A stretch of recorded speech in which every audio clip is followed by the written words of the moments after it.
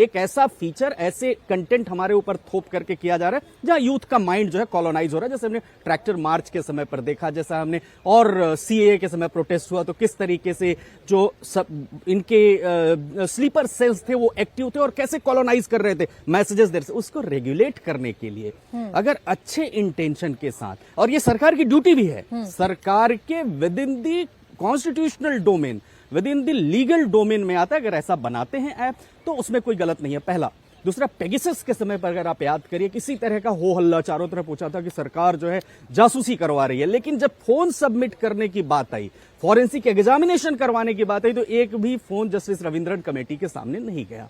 अब सबसे महत्वपूर्ण बात आती है कि अगर कोई कानून पार्लियामेंट पास करती है तो उसके जुडिशियल रिव्यू का पूरा राइट हमारे देश की संवैधानिक संस्थाओं को है। अगर ऐसा लगता है कि उसमें कोई गलती है तो हमेशा एक रास्ता खुला हुआ है उसको और एडवांसमेंट तरीके से सुप्रीम कोर्ट या हाई कोर्ट में लेकर जाने का, कि आप गाइडलाइंस बनाइए कि आप अगर हमारे लिए हमें एक सेफ पैसेज दे रहे हैं, हमारे डेटा को सुरक्षित कर रहे हैं, हमें डेटा प्रभुता की बात कर रहे हैं, तो हमें एक सेफ एक्सेस मिलना चाहिए ताकि हमारी जो प्राइवेसी है वो ब्रीच नहीं हो। तो उस हिसाब से अगर हम देखें तो इंटेंशन तो अभी कोई गलत नहीं आ रहा जैसे हम उसके ऑब्जेक्ट को पढ़ते हैं, क्योंकि हर एप्लीकेशन जितनी भी बड़ी, लंबा जो पुथन्ना है कई सौ पेज का, हम पढ़ते नहीं है, सीधा टिक कर देते हैं, आगे बढ़ जाते हैं। हाँ। तो जो हम उसको टिक कर देते हैं मतलब हम अनवांटेड एक्सेस तो वैसे भी दे चुके हैं। गूगल तो हमारा फोन सुन ही रहा है और एप्स तो सुन ही रही हैं। नहीं, तो बस फिर वो सवाल फिर वही घूम कर आ जाता है कि अगर इंटेंशन ठीक है सरकार की, सरकार वाकई में ये लेकर आई थी तो आपके फोन की सिक्योरिटी के लिए लेकर आई थी, लेकिन ऐसी क्या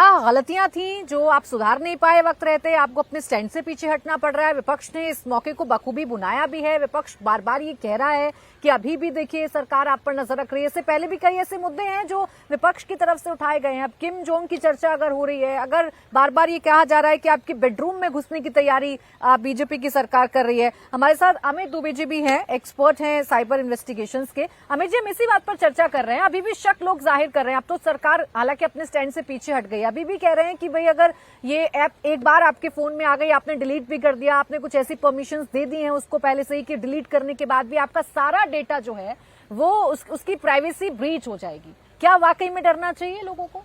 देखिए, मैं एक सिंपल सा एक्सरसाइज बताऊंगा और सबको वो करना चाहिए, और ये अदरवाइज भी करना चाहिए। जब भी कोई आप एप्लीकेशन इंस्टॉल करते हैं, आप प्ले स्टोर पर जाएं, उस एप्लीकेशन का नाम सर्च करें, उसके नीचे आपको एक ऑप्शन दिखाई देता है डेटा सेफ्टी का, उस पर क्लिक करेंगे तो एक सी डिटेल्स करके ऑप्शन आएगा, छुपा हुआ होता है।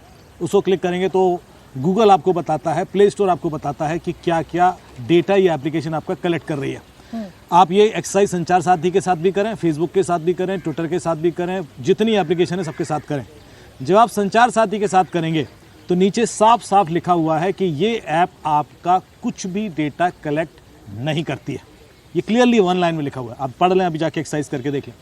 और यही चीज़ आप किसी और ऐप के संग करेंगे तो आप लिटरली डर जाएंगे। आप स्क्रॉल करते जाएंगे और जो डेटा बता रहे होंगे हम क्या क्या कलेक्ट करते हैं, जिसमें आपकी पॉलिटिकल बिलीफ, रिलीजियस आइडियोलॉजी, वो तक कलेक्ट कर रहे होते हैं। आपने वहाँ कभी कोई क्वेश्चन कभी नहीं किया। एक ऐप है जो आपका कुछ कलेक्ट नहीं कर रही, लेकिन ठीक है क्योंकि मुद्दा बनाना चाहती है विपक्ष, तो इसलिए उसको लेकर तमाम तरह के आरोप लगा दिए गए। अब मैं एक और चीज़ बताऊंगा, लोग सवाल करेंगे साहब जब आप कोई डेटा कलेक्ट कर ही नहीं रहे तो फिर परमिशन ले क्यों रहे हैं, फिर कैमरे की परमिशन क्यों ले रहे हैं, फिर कॉल लॉक की परमिशन क्यों है, फिर SMS की परमिशन क्यों है? वो इसलिए है क्योंकि इस ऐप के अंदर जो फीचर्स हैं वो रिपोर्टिंग फीचर्स हैं। जब आप कोई QR कोड रिपोर्ट करना चाहते हैं तो आपको स्कैन करना पड़ेगा, आपको फोटो खींचनी पड़ेगी उसकी, इसलिए कैमरे का परमिशन चाहिए।